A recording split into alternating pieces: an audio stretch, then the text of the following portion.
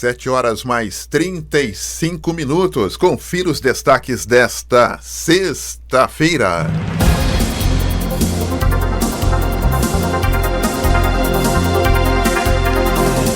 E um protesto conjunto reuniu professores e motoristas do transporte escolar em frente à Câmara de São José dos Campos. Ana Lúcia Ferreira, o seu destaque. Com quase 300 novos casos em apenas 24 horas, a região metropolitana do Vale do Paraíba se aproxima agora de 9.500 casos de Covid. E mais, Caraguatatuba começa a aplicar testes rápidos em profissionais e moradores da cidade para identificar possíveis casos de infectados do Covid.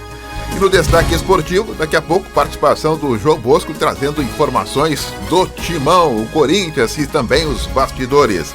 E hoje nós teremos como participação o prefeito de Jacareí, Isaías Santana. Ele participa conosco a partir das 8 horas. Esses destaques e muito mais você confere agora. A Rádio da Diocese abre espaço para a informação, as notícias da sua cidade, do país e do mundo. Começa agora, Jornal da Mensagem.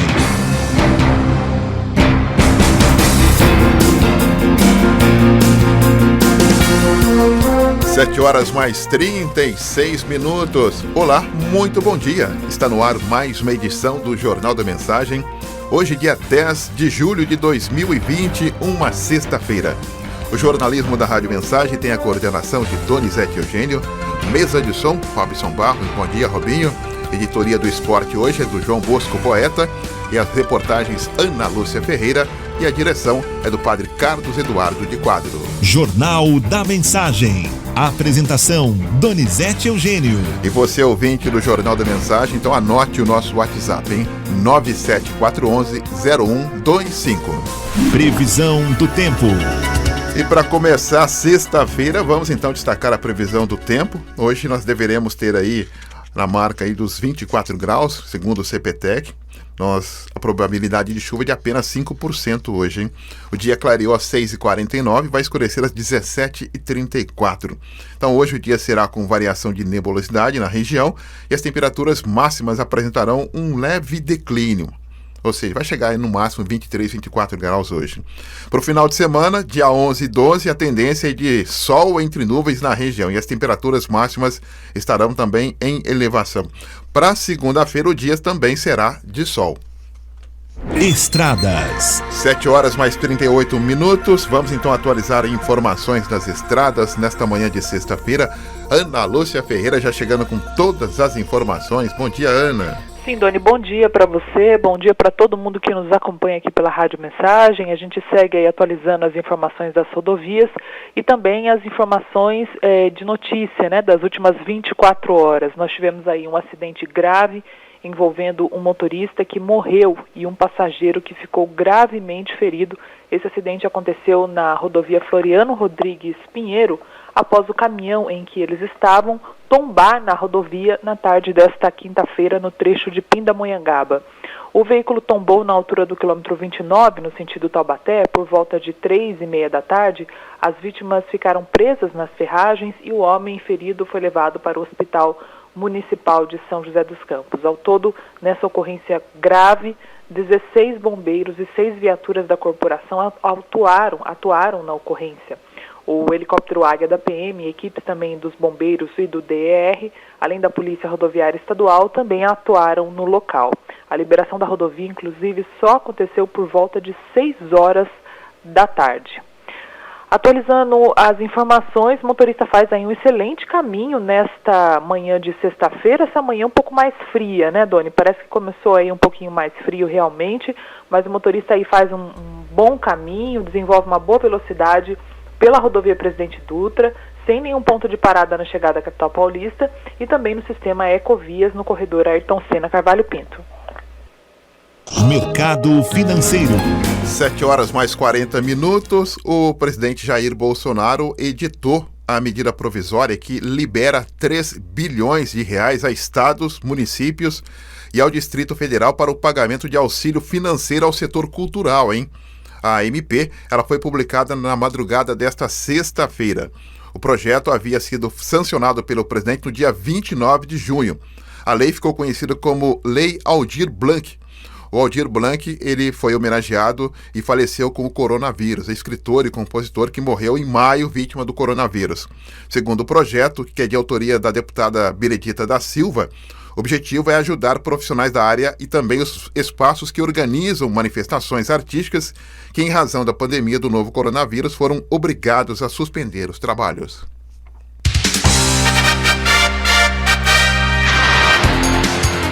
Esporte.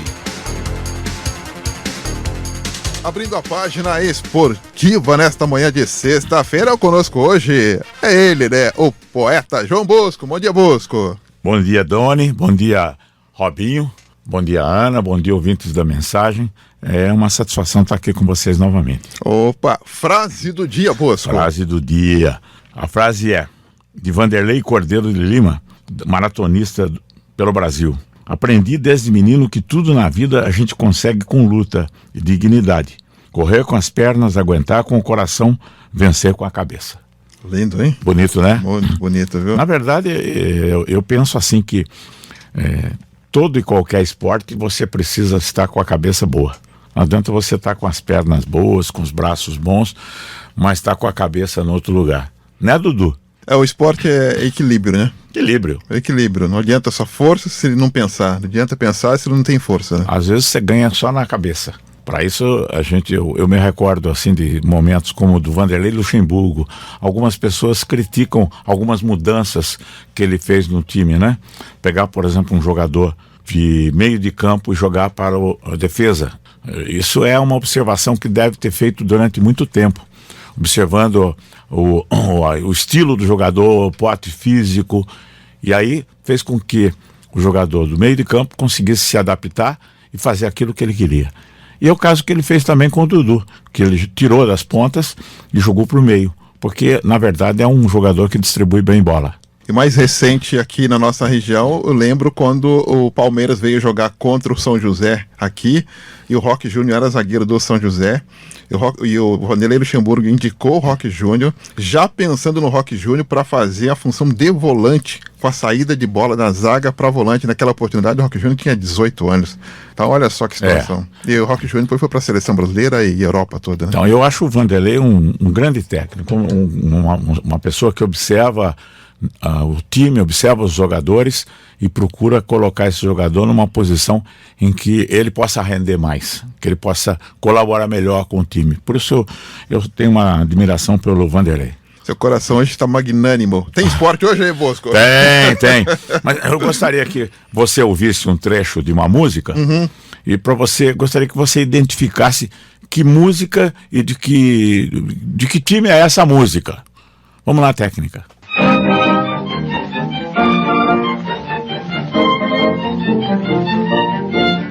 Lutar en los poemas sempre para a glória.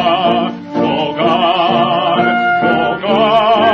e conquistar os louros da vitória, proclamar nosso pendor. É alvinegro e sempre a de brilhar, lutar, vir para a grandeza e glória do Brasil. Não sei não, Bosco. Não sabe? Não sei não. Então vamos lá. Ele era do time de Noé Futebol Clube? Não. Pelo estilo? Não. Não é, não. Não é. Não é. Desculpa o trocadilho, hein? É.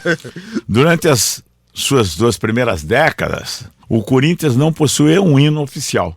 E só foi criado esse hino em 1930. Nenhum de nós aqui éramos vivos ainda, né? Mas a música que todos conhecem atualmente, o Campeão dos Campeões, não foi a primeira história do clube. Foi oferecida uma marchinha ao então presidente do clube, que chamava Felipe Colonna, composta por La Rosa Sobrinho, com letra de Eduardo Domen, para ser o hino do Corinthians. Essa música que vocês acabaram de ouvir. Quem enviou para você foi Indiana Jones? Indiana Jones, lógico, estava na arca. A responsabilidade de gravar a música pela Falompon Record coube a dupla Guarani e Pirajá. Tempo de Antão, hein? De Antão, essa é boa, hein? Boa, hein? Boa, nova. Essa é nova, hein? Vai pro Google. Vai. Mas o hino não caiu no gosto popular e com o tempo foi sendo esquecido pela torcida. A letra dizia assim, só para lembrar um pedacinho da letra, né? Lutar, lutar, é nosso lema sempre, para a glória, jogar, jogar, e conquistar os louros da vitória e proclamar nosso pendão. É alvinegro e sempre há de brilhar, lutar viril, para a grandeza e glória do Brasil. Corinthians, Corinthians, a glória será teu repouso, e nós unidos sempre elevaremos teu nome glorioso. Bonito, né? Agora eu vou desafiar os outros amigos panorâmicos a homenagear também os outros times, porque o pessoal ficou com ciúmes aí, viu? Não, mas nós vamos fazer uma homenagem também ao Palmeiras. Já estou selecionando a história do hino do Palmeiras para a gente trazer aqui, até para que o Luiz não fique muito chateado, né? Mas eu não poderia, pela primeira vez, começar com o hino do Palmeiras. Eu teria que começar com o hino do meu time. Tá certo, o então. Coringão. Você volta daqui a pouco, Bosco? Não, mas eu não terminei ainda. Não terminou ainda? Não, eu quero dizer para você o seguinte, somente em 1953, a Fiel se sentiu representada por uma música que retratasse todo o sentimento corintiano. Foi quando o radialista e compositor Laulo Dávila criou o sucesso Campeão dos Campeões. Mas tudo aconteceu graças à torcida, que após o final do Campeonato Paulista em 1954, aí nós já estávamos no mundo, né? Tomou gosto pelo hino e passou a cantá-lo com frequência pelos estádios. A música caiu de vez na boca do povo e foi gravada pela primeira vez nos estúdios da Rádio Bandeirantes, pelo cantor Osni Silva, da gravadora Continental. Salve o Corinthians, campeão dos campeões, eternamente dentro dos nossos corações. Salve o Corinthians. E aí tá a música do Corinthians, que segundo Toquinho, é um hino que poderia ter sido feito por Beethoven, Bach, Mozart, que caberia em qualquer um deles. Salve o Corinthians, campeão dos campeões, eternamente. Nós voltaremos daqui a pouco. Então tá certo então, viu? Bacana. A gente volta daqui a pouco. Tá aí o Bosco contando a história do hino do Corinthians e, logicamente, teremos histórias do hino do São Paulo, do Santos e também do Palmeiras e da Portuguesa de Desportos. Bosco volta daqui a pouco. Até já! Ai, ai, ai. Eu amo o que faço, né? Mas o que faço para não agradar esses meus amigos do Panorama Esportivo? Ei, poeta Bosco, você me torturou, mas deve ter feito a alegria de muita gente que acompanhou esse nosso bate-papo, com certeza, viu? 7 horas mais 48 minutos, 7h48, e após 40 anos de inauguração, o Paço Municipal, sede da Prefeitura de São José dos Campos, enfim recebeu o AVCB, né, que é aquele auto de vistoria do Corpo de Bombeiros. 40 anos, hein?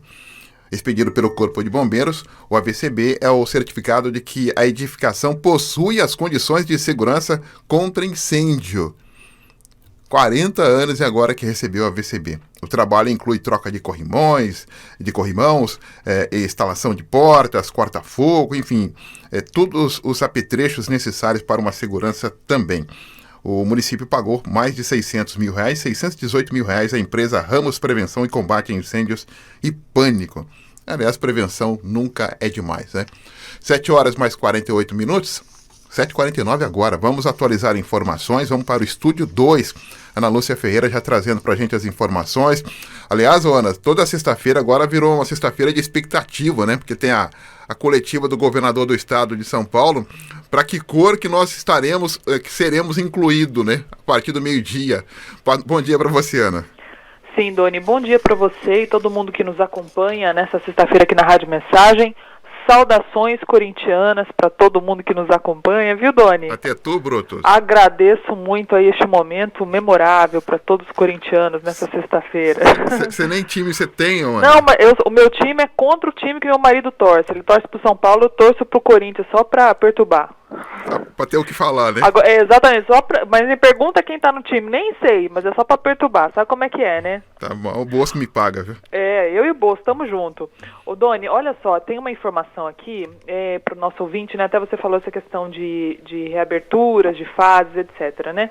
Tem, claro, a expectativa positiva, né? De ir pra frente, dar um passo pra frente, mas também tem uns passos pra trás, né? Que isso depende da capacidade dos municípios de atender esses casos de Covid. Para o nosso ouvinte ter uma ideia, o que aconteceu aí nas últimas 24 horas? A gente teve aí 300 casos novos de Covid nas últimas 24 horas aqui na região do Vale. E agora a região do Vale já se aproxima de 9.500 casos da doença. A região metropolitana do Vale do Paraíba, 39 municípios, registrou mais 295 casos de Covid em apenas 24 horas e em apenas um dia depois de ultrapassar também a marca dos 9.000 casos confirmados. Além dos 9.410 casos confirmados, o levantamento feito com base nos boletins epidemiológicos das 39 cidades da região mostra que também a região ainda tem outros 5.445 casos que são suspeitos, que é aquela questão da subnotificação, além de 6.328 recuperados, que tem também a questão da gente ainda não ter certeza se os recuperados não transmitem mais o vírus, né? Tem isso também, que num primeiro momento todo mundo falava que essa pessoa recuperada, ela não transmitia mais, o vírus estava inativo, e depois isso, como muitas outras coisas, foram questionadas, né? Inclusive essa semana aí, a OMS, a Organização Mundial da Saúde, voltou atrás, Doni, depois de ouvir aí centenas de pesquisadores de todo mundo, eles voltaram atrás e disseram que o vírus, sim, ele é transmitido pelo ar, né? Antes a gente achava que não, que era só aquela questão de espirrar, tossir, né? Principalmente conversar por conta das gotículas, mas uma vez que a pessoa fala sem máscara, essas gotículas vão para o ar, né? Então, claro que num espaço mais aberto, a chance de disseminação é muito menor, mas a OMS disse nessa semana, né, que sim, existe a possibilidade de transmissão pelo ar, e por isso que é importante usar a máscara o tempo todo também. Nessa quinta-feira, São José dos Campos ultrapassou aí a marca dos 4.000 casos, Doni, tendo agora 4.022 casos positivos.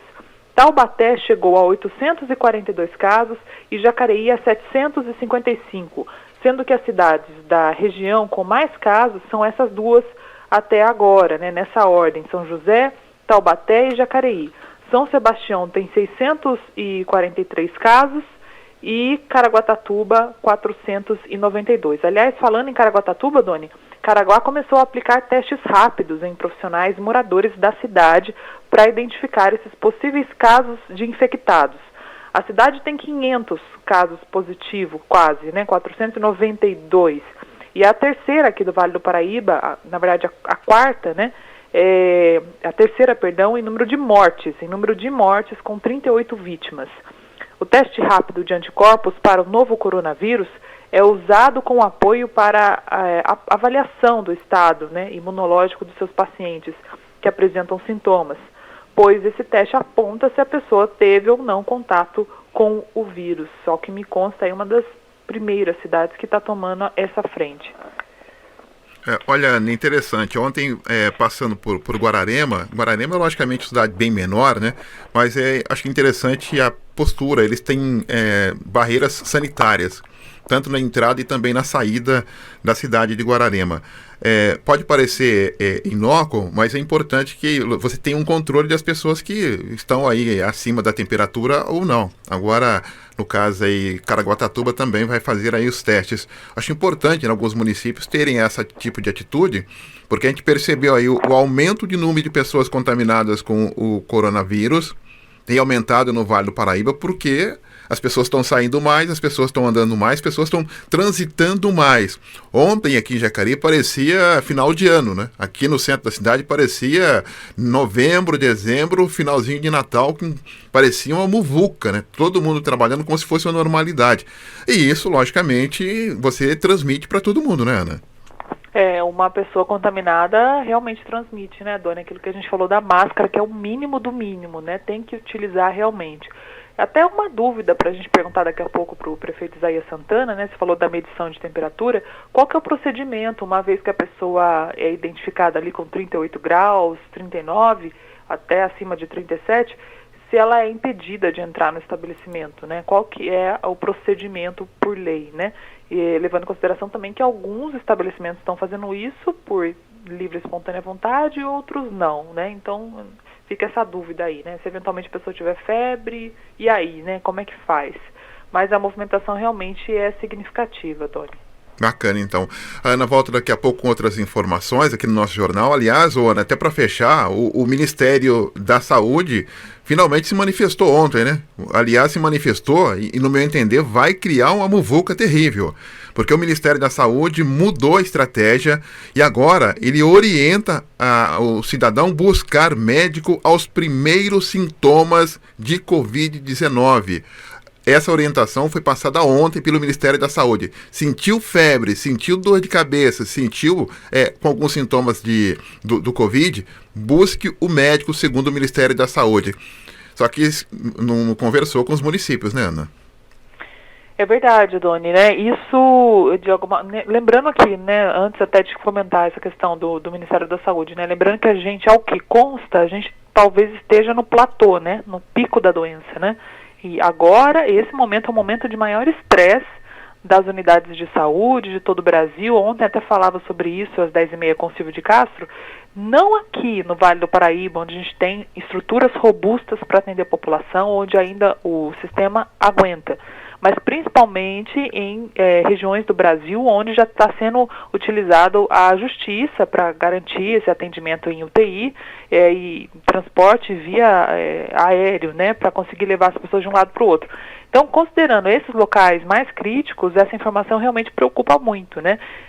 Porque a orientação até então era procurar um médico só se você tivesse falta de ar. Mas também, Doni, tem aqueles vários relatos que a gente acompanhou ao longo das últimas semanas, últimos meses, de pessoas, idosos sobretudo, que em pouquíssimas horas agravaram e morreram mesmo, né? Apresentaram aí falta de ar. Essa semana até falamos de um dado, né, de uma grande parte dos óbitos do Brasil foram de pessoas que morreram em casa, né? E aí a gente não tem ainda o perfil dessas pessoas, mas morreram em casa por quê? Porque não conseguiram atendimento, né? Ou porque estavam muito tempo esperando para ver o que ia acontecer. Então tem alguns casos, sim, que a doença se manifesta muito rapidamente a ponto da pessoa não ter tempo de reação. Bacana, então. Daqui a pouco a gente volta com outras informações com a Ana Lúcia no Estúdio 2 e trazendo as informações para a gente também. Nós teremos hoje o prefeito de Jacareí, Isaías Santana, participando daqui a pouco com o nosso Jornal da Mensagem também. Nós vamos para um breve intervalo, Robin, a gente volta já. Deixa eu mandar um abraço para a família do Tanir e Maria Anália e família. Eles estão radiantes, porque o Bosco me aprontou hoje falando só do Corinthians. Eu adorei o Doni conversar com o Bosco sobre o Corinthians. Vocês estão de parabéns. A família Gomes do Paraíso são todos Corinthians. O casal Tanir e Maria Anália e família. Olha, eu achei que não tinha tanto corintiano aqui em Jacareí, então tem mais 2 pessoas que são corintianas em Jacareí. Já voltamos com muito mais. Até já. Estamos apresentando Jornal da Mensagem 1470. A frequência da evangelização.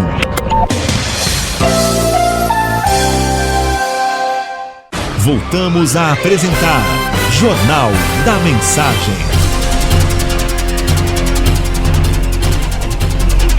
Oito horas mais 2 minutos. Muito bom dia. Já chegamos à primeira meia hora de informação nesta sexta-feira, hoje 10 de julho de 2020. Momento que a gente destaca manchetes de alguns dos principais jornais que já estão nas principais bancas da sua cidade. Jornal Folha de São Paulo. Toffoli obriga a Lava Jato a compartilhar seus dados. Jornal Estado de São Paulo. Cobrado, governo se exime de desmate na Amazônia. De Brasília, o Correio Brasiliense. Guerra judicial do abre e fecha desorienta Brasília. De BH, o Estado de Minas. 50 mil mineiros sob suspeita de fraude. No Rio Grande do Sul, 0 hora. Empresários defendem manutenção de tributação mais baixa sobre a folha. De Pernambuco, Diário de Pernambuco. O Estado libera futebol, academias, restaurantes e cafés. Tribuna do Norte, em Natal. Novo coronavírus chegou no Rio Grande do Norte em março. É o que diz aí os estudos trazidos da Europa, hein? Diário do Nordeste, no Ceará. Como garantir o isolamento social? Valor econômico. Cidade média é mais pressionada pela pandemia, o que indica estudo. Jornal O Globo.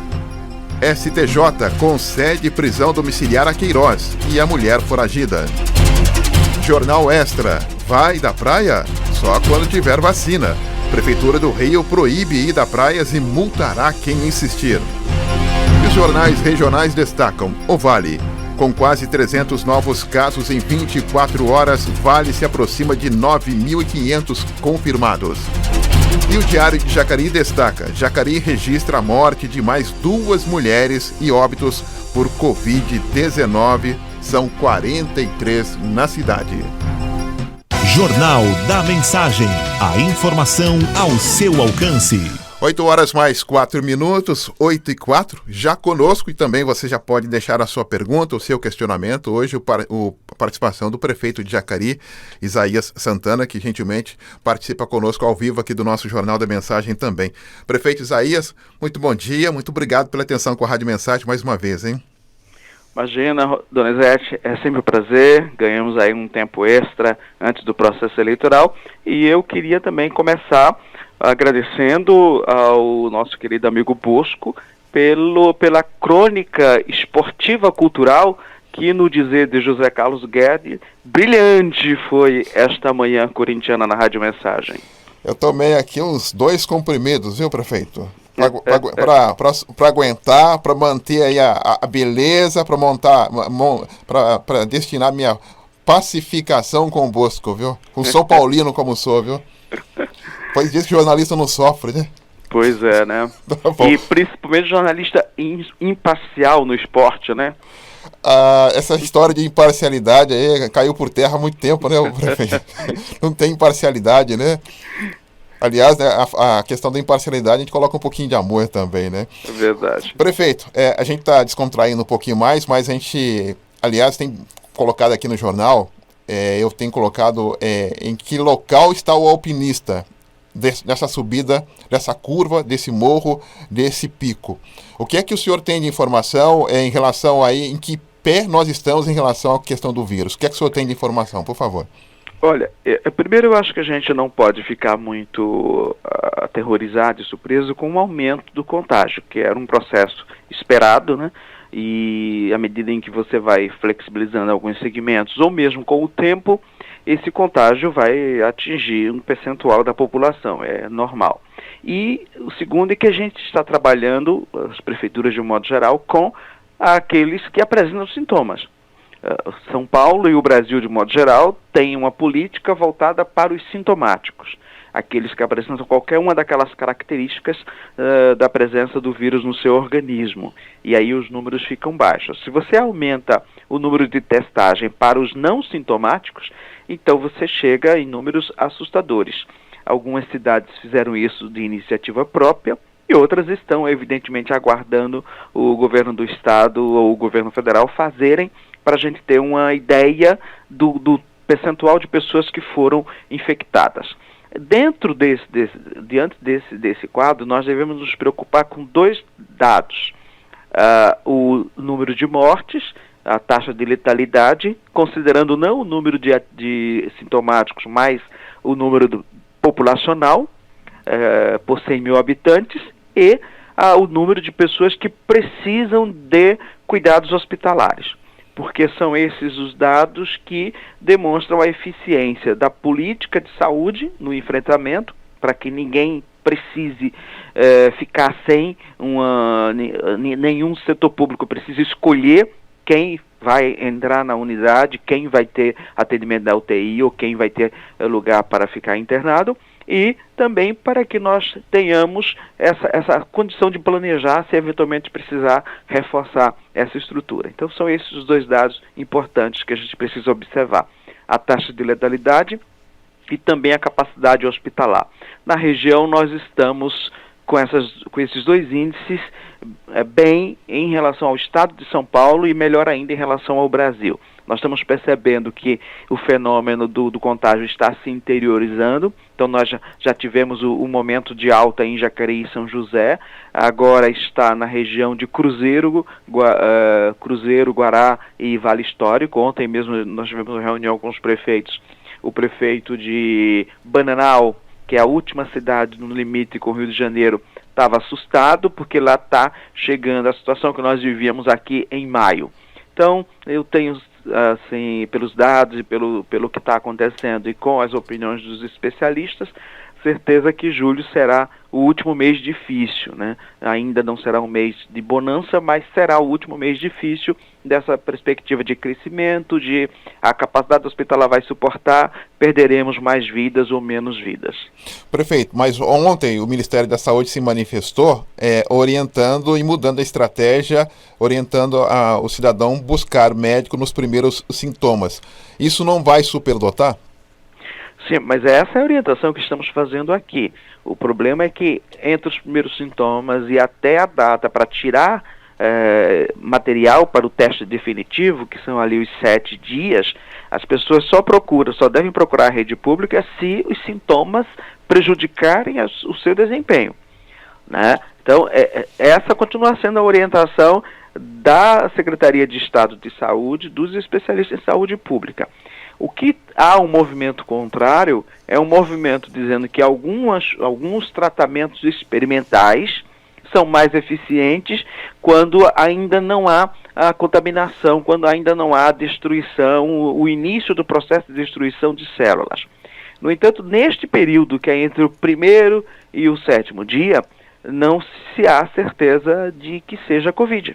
Então você pode estar correndo o risco de aplicar um tratamento para pessoas que não estejam com Covid e que, portanto, efeitos colaterais sejam mais prejudiciais do que o próprio tratamento, que pode dar certo, que pode acertar, mas é loteria. Se você não tem um diagnóstico fechado, qualquer tratamento que tenha efeitos colaterais ou que não esteja diretamente vinculados àqueles sintomas que você possui, como febre, dor de cabeça e diarreia, que são sintomas de um monte de patologias, você está atirando no escuro. Tá certo. Prefeito, pergunta aqui da Gi Fernandes, do São Benedito, em relação a esse assunto, se o senhor acredita que o Vale do Paraíba será contemplado com uma nova fase, né? A gente vai passar por uma nova fase nesse plano São Paulo, esse plano de contingência, porque ela está preocupada, prefeito, com a questão dos ônibus que já estão lotados aqui em Jacareí. O que é que o senhor poderia falar sobre isso para Gi Fernandes?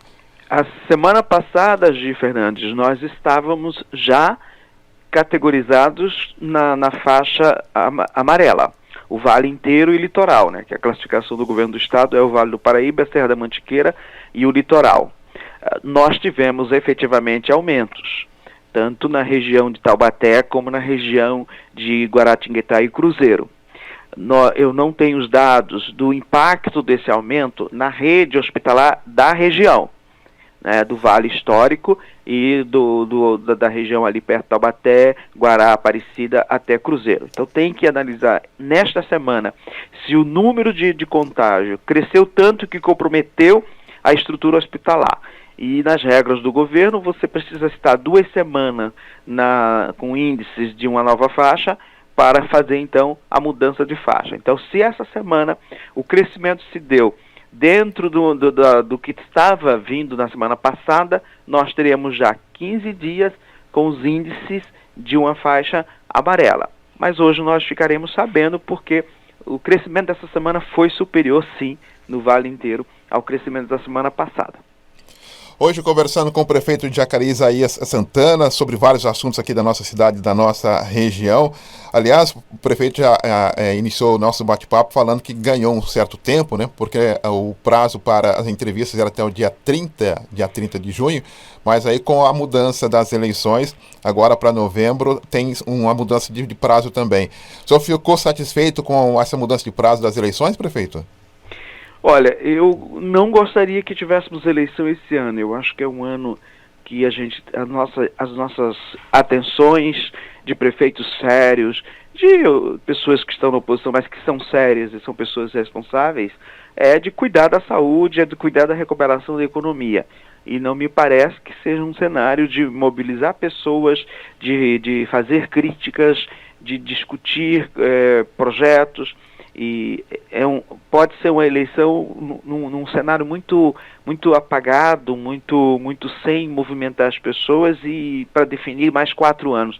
Não acho que seja o cenário para isso. Todavia, o Congresso Nacional decidiu adiar Acho que adiar por 1 mês e meio é cautela para ter eleições nacionais, e você tem regiões que podem, em setembro, não estarem ainda numa situação como estará São Paulo. Então, é por isso, não dá muito que ser favorável nem contra, mas dentro do ano eu acho que realmente nós não temos ambiente para fazer uma eleição sadia e uma eleição em que as pessoas possam dedicar tempo, dedicar recursos a discutir processo. Hoje conosco o prefeito, caiu a ligação e perdemos o sinal, né? Não tá me ouvindo, né, prefeito? Tá me tranquilo, ouvindo. tranquilo. De vez em quando dá uma sumida aí. 8h14, ontem eu comentava, prefeito, em relação à queda de arrecadação, e também a questão que nesses 4 anos de governo, quase 4 anos de governo, o senhor também não aumentou em nenhum momento o IPTU da cidade, que também é uma arrecadação importante para o município. Fazendo aí um diagnóstico do que nós não teremos para o ano que vem de arrecadação, e logicamente o IPTU, que não teve nenhuma correção, o senhor se arrepende, prefeito? Não, de forma nenhuma. As razões pelas quais nós não corrigimos o IPTU foram 2. A primeira, eu acho que a gente precisava amortizar e chegar aos 70% do preço de mercado, que é o ideal para uma tributação, aquele reajuste dado em 2014. E, além disso, nós precisávamos corrigir muitas distorções. Não dá para você dar atualização, mesmo que seja atualização monetária, quando você está no processo de correção. Nós não podemos fazer uma nova planta genérica, isso seria muito traumático para todo mundo, mas a comissão de servidores efetivos designada para fazer essa análise fez análise de todas aquelas situações que tinham processos em andamento, processos judiciais e processos administrativos. E nós resolvemos quase todos. Pode ter um ou outro que sobrou, mas todas as regiões que tinham problemas sérios, muita gente impugnando, bairro inteiro, tipo de imóvel inteiro, nós pegamos todos os processos judiciais, todos os processos administrativos, e a comissão trabalhou durante 3 anos fazendo essa revisão. E, além disso, quando você dá um aumento ao valor do IPTU sobre um imóvel que não teve valorização do mercado, você está deixando de tributar a propriedade para tributar a renda das pessoas. Então, eu não tenho nenhuma dúvida de que as decisões foram justas e corretas para corrigirem distorções provocadas pela política implantada em 2014. Um outro assunto também importante, prefeito, até gostaria que o senhor explicasse em relação à questão do projeto de lei da correção ali do aumento do Instituto de Previdência do município para os servidores, da alíquota que vai para 14%. Está muito em cima, mas a que faixa será atingida em relação aos 14%? Todos indistintivamente serão atingidos nos 14%, caso a Câmara aprove, prefeito? Olha, algumas colocações básicas. A alíquota irá de 12,95 para 14. Então é um aumento de 0,05. Segunda questão. Quando houve aquela discussão da emenda da Previdência, os deputados e senadores resolveram dividir algumas regras, que as regras referentes a finanças e a contribuição vale para todos, e as outras regras referentes a benefícios, tempo de aposentadoria, tipo de aposentadoria, só vale para o governo federal, para que os prefeitos e governadores tivessem o ônus de fazer as suas próprias reformas. No entanto, você tem uma coisa aí, uma mão e sem a outra. Você só está obrigado a implementar já a reforma das contribuições, mas não a reforma de benefícios e condições de aposentadoria. A União fez um escalonamento de contribuições, mas esse escalonamento de contribuições só é possível ser feito quando você tem um estudo autorial, quando você levanta os investimentos, quando você levanta a perspectiva de vida das pessoas, o tempo que elas vão contribuir.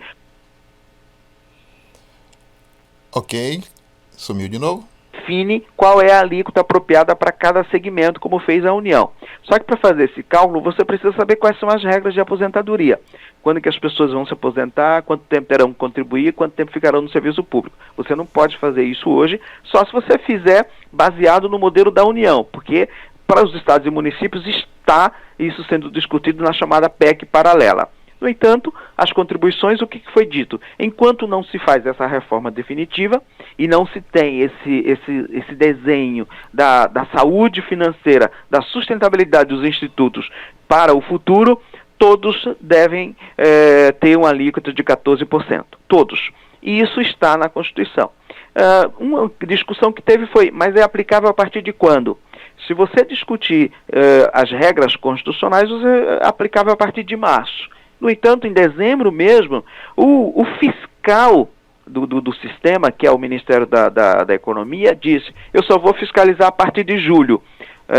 Em tese vale a partir de março, mas vocês têm até julho para fazer essas adequações. Antes de julho, eu vou aceitar as contribuições e os recolhimentos de acordo com a política atual. Isso foi uma portaria do Ministério da Economia. Aí nós temos PEC paralelo em andamento, nós aguardamos para ver o que ia resultar, qual seria o resultado, para já fazer o definitivo, né? Nós tivemos uma ação no Supremo Tribunal Federal discutindo isso, que não teve liminar, e teve essa portaria do Ministério da Economia. Nós ficamos esperando ver se algum desses movimentos tinha algum desfecho até o final de maio. Não teve, com a pandemia parou a PEC paralela, chegou julho, nós temos que adequar a nossa legislação ao que já é norma. A Constituição já estabeleceu essa regra, portanto é apenas uma adequação, e essa alíquota é para todos, provisória, enquanto não se faz a reforma definitiva, que será feita depois que a PEC paralela for aprovada no Congresso, ela que tem as regras da aposentadoria, de tempo, de tempo de ingresso, tempo para sair, de idade, tipo de aposentadoria. Tudo isso ainda está sendo discutido. Quando for discutido, o município vai pegar essas regras, aplicar para os municípios, fazer o teste do cálculo auditorial e definir as suas alíquotas para os seus servidores. Prefeito Isaías Santana conosco, nós vamos a um breve intervalo, a gente volta já, tem vários assuntos aqui para discutir em relação aí à nossa cidade e também à nossa região, e tem várias perguntas chegando aqui para o prefeito Isaías. Já voltamos. Estamos apresentando Jornal da Mensagem.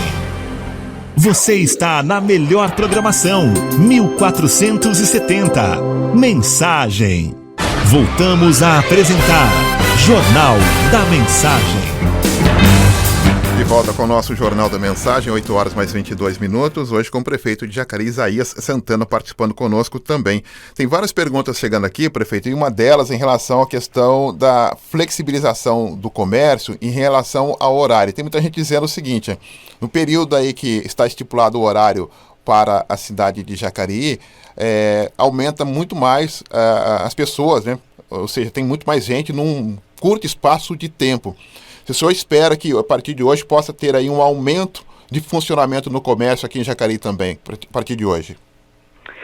Quando mudarmos de faixa, né? O percentual e o tempo e o horário para mudar de faixa.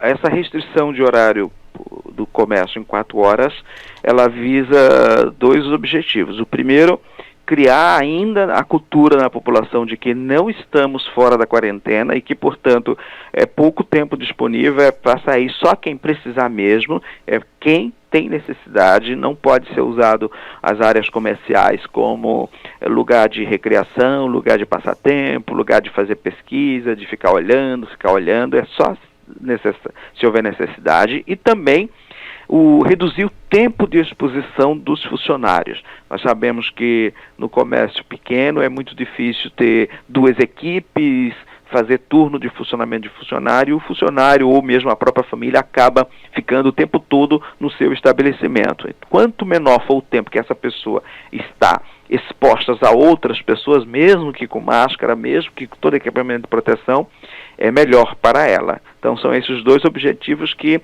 justificam esse horário reduzido. No momento que nós formos para a fase amarela, aí nós temos um novo período de 6 horas e aí nós podemos então discutir novamente com os comerciantes e estabelecer um novo horário. Então esses pedidos, abaixo-assinado, então não adianta nem falar com o prefeito? Olha, o Supremo já decidiu que essas regras são fixadas pelo governador. E quando o governador fixa as regras, o prefeito só pode fixar regras mais restritivas voltadas para a saúde. Isso teve uma discussão no início de quem tinha competência, se eram os prefeitos ou os governadores. O Supremo decidiu e o Tribunal de Justiça acata integralmente. Então, tudo que tem regras no Plano São Paulo, aquele anexo que trata dos municípios na faixa amarela, depois dos municípios na faixa laranja, é norma obrigatória para o município. O que o prefeito vai poder vai exigir um pouquinho mais, porque aqui está mais grave do que na região? Pode. Mas exigir menos? Não pode. Ter regras contrárias ao decreto estadual? Não pode. Ok, então, prefeito, em relação aí ao seu governo, recentemente nós tivemos aí o PV decidindo deixar o seu governo e, logicamente, anunciando também a pré-candidatura. Só que tem várias pessoas ainda ligadas ao partido ainda no governo. Como é que está a situação, então, do PV no seu governo? Olha, eu conversei com o grupo, eles fizeram um movimento de vontade própria, de resistência, e tentaram convencer o partido de que valeria a pena continuar conosco. Não conseguiram êxito, portanto a tese partidária vencida foi a de que o partido deve ter candidatura própria. É um direito, faz parte do processo democrático, a gente respeita, não houve de minha parte nenhum movimento contra, acho que é um ato de escolha, de liberdade, e conversei com eles depois e eles me pediram um prazo porque vão tentar uma licença junto ao partido para se afastarem do partido e continuarem no governo. Se o partido não conceder essa licença, eles tomarão a decisão de saírem do partido para ficar no governo, porque não foram indicados pelo partido. Vaga não é do partido. São pessoas que têm competência técnica, são pessoas que eu e a Rosana escolhemos a partir do que nós conhecemos deles, dos currículos, dos comprometimentos que eles tinham com o governo, e que não tem sentido sair agora durante 6 meses. Aqueles que decidirem, não, eu quero ser candidato, ou eu prefiro apoiar o candidato do meu partido, nós agradeceremos o trabalho, a contribuição, e entenderemos. Por enquanto, dos que estavam no governo, o único que manifestou esse interesse de sair para fazer parte de um projeto político pessoal do PV foi o próprio presidente do PV, que é pré-candidato a prefeito. Os demais já me declararam expressamente que entendem que não faz sentido e que o governo é também deles, porque estamos juntos desde 2012, e que eles vão ficar conosco até o final. Perfeitamente. Então não causa nenhum constrangimento ter um partido rachado dentro do governo? Não tem partido rachado dentro do governo. Tem pessoas que vão se afastar do partido para continuarem no governo deles. O partido vai ser de oposição e vai ter um candidato a prefeito. O candidato a prefeito saiu, portanto, porque vai postular uma candidatura. É direito dele, é interesse dele. E, além disso, partido é necessário na relação com o poder legislativo, que são as bancadas. O PV não tem vereador, portanto nem teria que se questionar essa perda ou não de um partido, porque ele não tem vereador. O que tem são pessoas que são filiadas ao PV, que vieram porque o PV participava da coligação, o PV decidiu que quer ter candidatura própria, é direito dele. As pessoas dizem, mas o projeto é meu também, eu me sinto parte nesse governo, então vou pedir licença ao PV para continuar participando e defendendo a candidatura representada por esse grupo que está no governo. A última vez que a gente conversou, prefeito, o senhor anunciava a obra da terceira ponte aqui de Jacari. Como é que está todo o trabalho? Todos os problemas, todos os obstáculos foram superados, a obra está em andamento, nós estamos na fase de preparação da via, né? É 1 quilômetro mais ou menos 1 quilômetro de via para chegar à margem do rio, e na sequência, depois que tiver já pronto esse acesso, para poder chegar inclusive os equipamentos, nós vamos fazer a terceira ponte. Ela tem muitas partes dela pré-moldadas, portanto fabricadas fora do ambiente, que já chegarão para serem incorporados ao visual. Então, é uma obra que está acelerada. As 3 obras com recursos do financiamento, né? A Castelo Branco também agora começa a alça de acesso à ponte, que é o trecho de duplicação propriamente dito. A da Avilino está fazendo a marginal em frente à Sane, né, que vai ligar a Malek Assad até o Parque Meia Lua, que é a segunda fase, e na sequência ela vem ligando a Davilino e termina lá fazendo o último trevo. Toda essa obra faz parte daquele financiamento internacional, né? Essas são as 3 primeiras grandes obras que foram liberadas naquele acordo que fizemos para suspender na ação que discute a revisão do plano diretor. Tem mais outras 3 que ainda não conseguimos o entendimento junto com a Defensoria e o Ministério Público, mas eu estou relativamente confiante. E na sequência tem as outras de sistema de parques, né, que também tem um liberado e tem licitação em andamento, e os outros 3 ainda não há um entendimento. Acho que esse ano não vai avançar com o Ministério Público, mas a gente vai fazer o esforço possível para que avance, mas com certeza nos 3 primeiros meses do ano que vem, esse assunto tem que voltar à pauta e tem que ter uma solução definitiva para que a gente possa finalmente implementar esse pacote de obras que mudarão a situação da mobilidade na cidade. Então são as 3 grandes obras da cidade, no caso aí a terceira ponte, aí tem a Davilino que termina, e também, no caso, a que margeia a rodovia Presidente Dutra, que vai para o Parque Minha Lua, né? São as 3 grandes obras, né?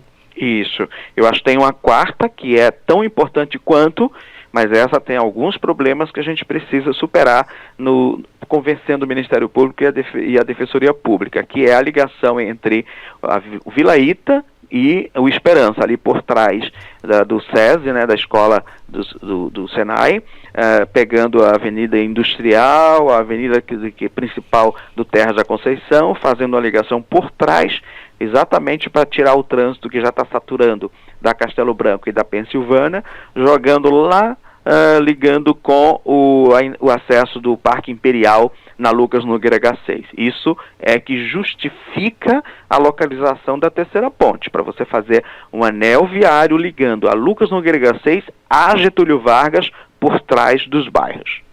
Ou seja, se conseguir essa ligação da Lucas Nogueira Garcês e também da Castelo Branco, além de fomentar aquela região ali, porque tem muita área que poderia ser explorada até industrialmente ali, né? Um trecho lá em cima, perto da Lucas Nogueira H6, né? Inclusive tem um loteamento industrial ali ao lado. Mas um trecho ali perto do Canal São Luís, até chegar o antigo Bananal, é um trecho de preservação, tem dificuldade de ser utilizado. Agora, a grande importância, tem 3 importâncias que eu vejo, né, para quem conhece bem aquela região. Primeiro, você tira toda a população do Esperança, do Imperial, do Pedramar, do Ijau, do Irajá, do Igarapés, da dependência da ponte do São João. Isso é um avanço extraordinário. Poderão vir para o centro, poderão vir para a região do Santa Maria e para o outro lado lá a região leste e sul, sem passar pela ponte do São João. Isso é um ganho extraordinário. Segundo, você faz um novo acesso sem precisar que as pessoas usem a Dutra. A velha discussão de pedágio tal, que é uma discussão federal, que dificilmente o município vai conseguir mudar essas regras, até porque é o governo federal que define isso e não tem abertura para esse tipo de conversa. E, por outro lado, você faz exatamente isso que você falou, né? Que é promover um desenvolvimento de uma região de emprego, é um corredor de emprego, ou seja, para a cidade inteira. E mais ainda, você pega as vias preferenciais fora desse circuito e deixa elas livres para o transporte coletivo. Você ganha tempo no transporte coletivo. Você não vai colocar o transporte coletivo nessa ponte, mas você vai deixar as vias hoje existentes mais livres para que o transporte coletivo ganhe velocidade, reduza tempo e aumente o conforto do usuário. Sobre os piscinões aqui de Jacareí, prefeito, até o final do mandato, os piscinões serão concluídos? Falta 7%, só o terceiro. Nós já estamos na fase de concretização,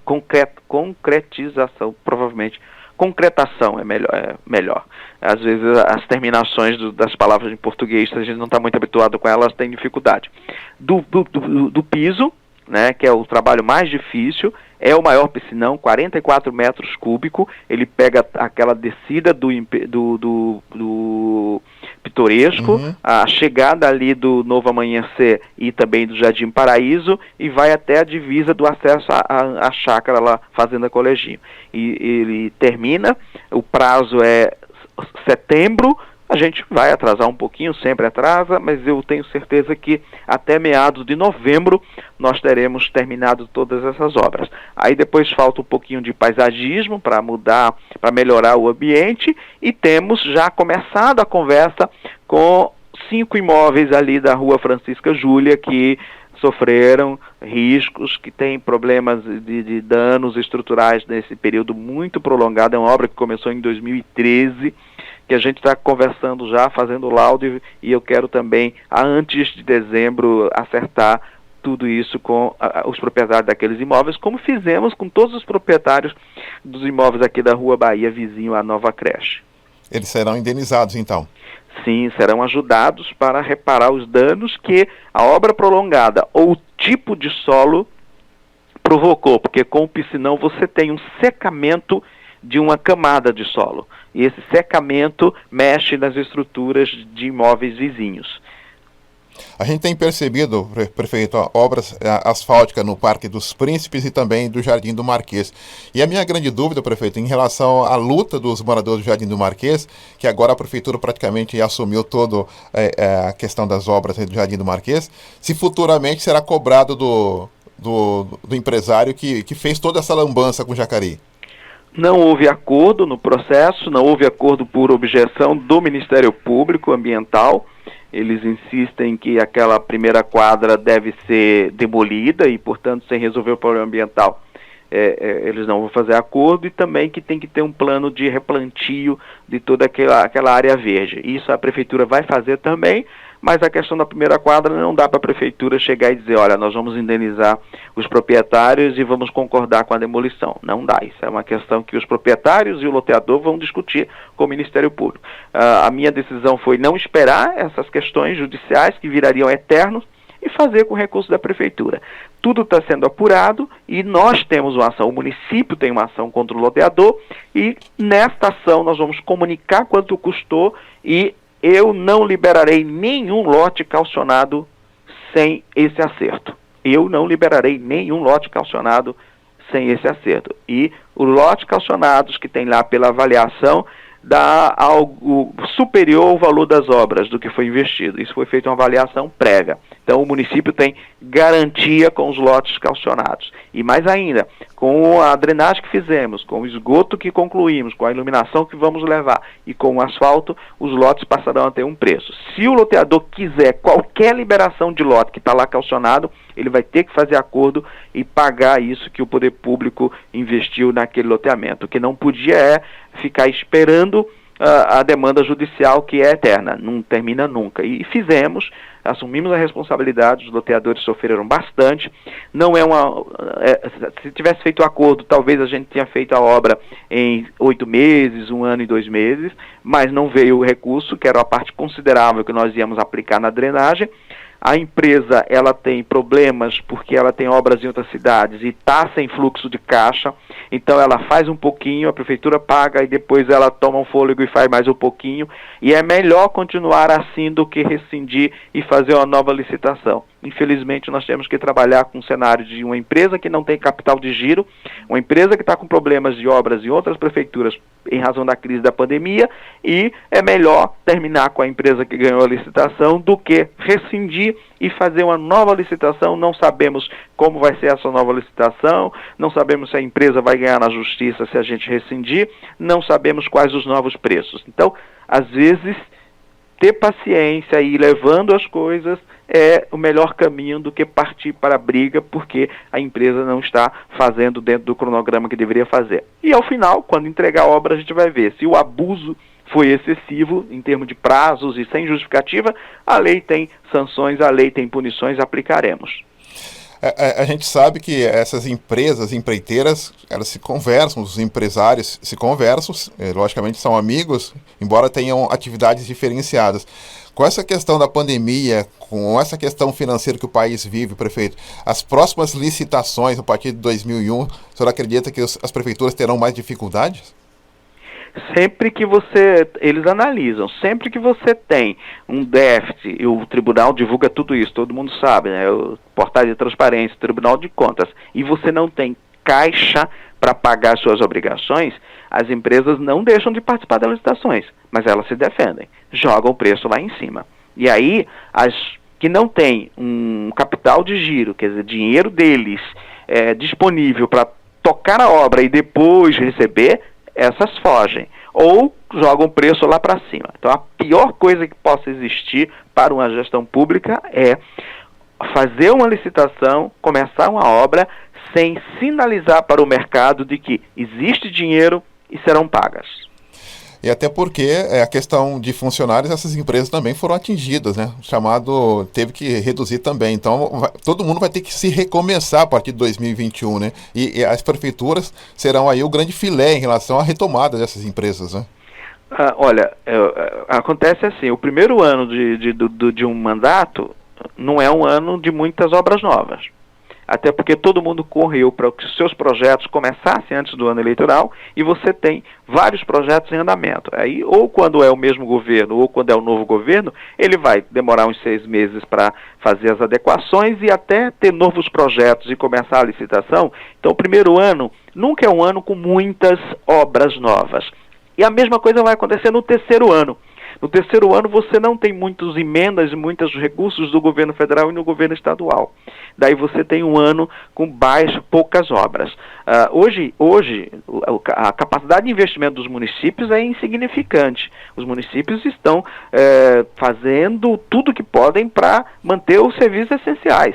Saúde, educação e assistência. Então, quando você já tem uma capacidade de investimento para obras reduzida, pequena, depende de emendas federais e emenda estadual, e ainda tem a pandemia, vai ser muito difícil você ter um grande número de empresas disputando justamente as licitações. Então, me parece que 2021 e metade de 2022 ainda serão anos muito difíceis para novos investimentos nesse área. Em compensação, a construção civil está crescendo bastante, mas a privada, as pessoas estão em casa ou receberam esse auxílio do governo federal, nem precisavam para alimentação, estão investindo em construção. Eu tenho andado pelos bairros aí, quase todas as ruas tem alguém reformando, ampliando, construindo. Então está bem aquecido o mercado da construção civil. Ou seja, perde de um lado e se ganha de outro. O senhor falou da construção civil, eu lembro da questão das unidades habitacionais, né? E sempre quando o senhor participa conosco, há a cobrança e a pergunta se a prefeitura de alguma maneira vai viabilizar algumas construções de unidades habitacionais. O senhor sempre falou que a questão é do Estado também. Ou seja, através dessa pandemia, né, dessa queda toda, esse é um sonho que pode ser adiado por muito tempo ainda, né? Olha, o governo federal promete abrir programas específicos no final do ano, tá? Já anunciou politicamente, é um programa específico para habitação de subhabitações, habitações em bairros irregulares ou em áreas ocupadas, um programa direcionado para a população mesmo de baixa renda. Eu já pedi para os nossos técnicos acompanharem toda essa discussão e esse nos interessa muito e faremos tudo para nos inscrevermos e conseguirmos essa parceria com o governo federal. Isso vai representar uma boa ajuda. Nós precisamos de 300 unidades. Com 300 unidades a gente consegue tirar todo mundo que está em aluguel social e consegue tirar todas as pessoas que estão em áreas de ocupações irregulares que não é possível regularizar tecnicamente. Quando que não é possível regularizar tecnicamente? Quando a declividade do lote não permitir acesso à rede de esgoto. Esse é o único critério que nós estamos utilizando. É a impossibilidade técnica. Se as pessoas estão morando numa casa que tem uma declividade, que não permite que o seu saneamento básico seja integrado à rede pela própria topografia, não tem como regularizar. E se isso é próximo do Rio Paraíba ou de algum córrego, tem mais um motivo para não regularizar. Então nós temos um pacote aí em todas as 20 áreas ocupadas na cidade, pedaços de loteamento, que precisarão, para solucionar definitivamente, de novo local de residência. Então, 150 para esse grupo e 150 para quem hoje está usando aluguel social, resolveria definitivamente esses problemas mais graves habitacionais do município. Os outros, você tem pessoas morando em casa alugada, ou você tem pessoas que podem se enquadrar na faixa 1,5, na faixa 2,5, e isso já é hoje no programa do governo federal vinculado ao financiamento bancário. O que o município tem que fazer, porque essas pessoas não têm acesso ao crédito pelo sistema bancário, é esse pedaço da população que, infelizmente, por questões de distribuição de renda, de modelo de crescimento da cidade, de mercado de trabalho, estão abaixo do nível de acesso ao financiamento pelos sistemas bancários. Então o senhor vai priorizar as pessoas que estão em áreas praticamente condenadas ou de risco, né? As pessoas que precisam ser removidas para poder regularizar de vez a ocupação, o loteamento, e as pessoas que estão em aluguel social. Esse cadastro dá 300 pessoas. Eu já apresentei esse projeto 2 vezes no governo federal, 2 vezes no governo estadual, e estamos, sim, toda vez que muda ministro, muda secretário, toda vez que tem um anúncio, a gente faz essa romaria de estar presente para dizer, olha, nós temos terreno, nós temos área, nós podemos ajudar, nós temos essa situação, e essa situação precisamos que vocês criem.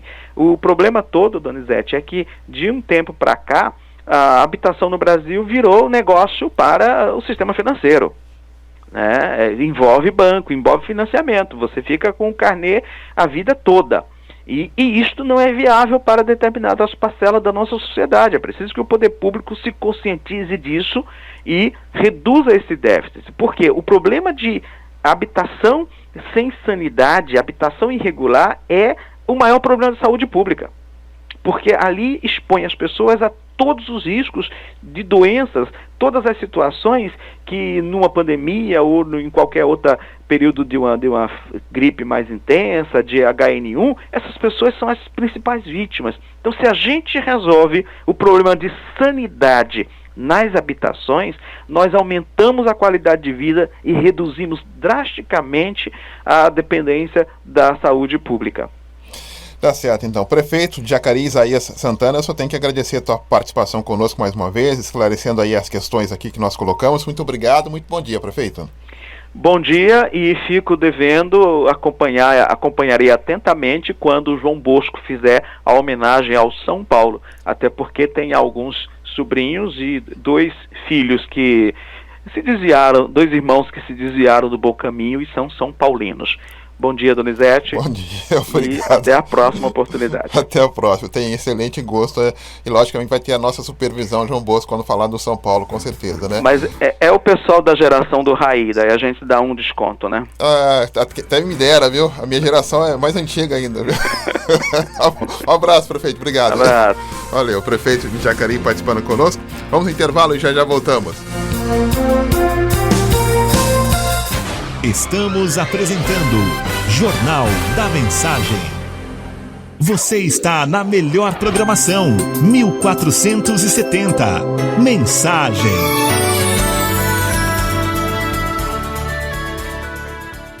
Voltamos a apresentar Jornal da Mensagem. 8h50. Esporte. Alô, Bosco, chega mais, bom dia. Olá, amigos do Jornal da Mensagem. Vamos às notícias finais do esporte. A Prefeitura do Rio preparou e já acertou o retorno dos jogos, do público aos jogos, a partir de hoje, sexta-feira, 10 de julho, com 1/3 da capacidade dos estádios. No entanto, tudo pode ocorrer no meio dessa pandemia. Qualquer momento poderá ser suspenso novamente ou mudar as condições do campeonato com o público. A Federação Paulista de Futebol liberou a inscrição de novos jogadores até o dia da partida. Pela Federação Paulista de Futebol, o jogador Jô, do Corinthians, poderá enfrentar o Palmeiras na próxima rodada do Paulista. Depende agora de Jô estar registrado no boletim da CBF e o time japonês, o Nagoya, enviar o certificado de transferência. São apenas questões burocráticas que estão segurando a participação do Jô nessa partida. já assinou com o Timão até 31 de 12 de 2023 e vai ocupar a vaga do jogador Wagner Love. A Federação Paulista de Futebol e os clubes confirmaram ontem a retomada do Paulista no dia 22/7. A decisão teve o aval do governador e as partidas deverão ocorrer com os portões fechados. O Campeonato Brasileiro deve ter início no dia 9 de agosto. Essas são as notas finais de esporte para o Jornal da Mensagem. Não percam sábado, às 11 horas, Panorama Esportivo. Valeu, Bosco. Um abraço para você. Muito obrigado aí pela sua participação, hein? E um protesto conjunto reuniu professores eventuais da rede de ensino e também professores da Fundas e motorista do transporte escolar na manhã de ontem em São José dos Campos, em frente à Câmara.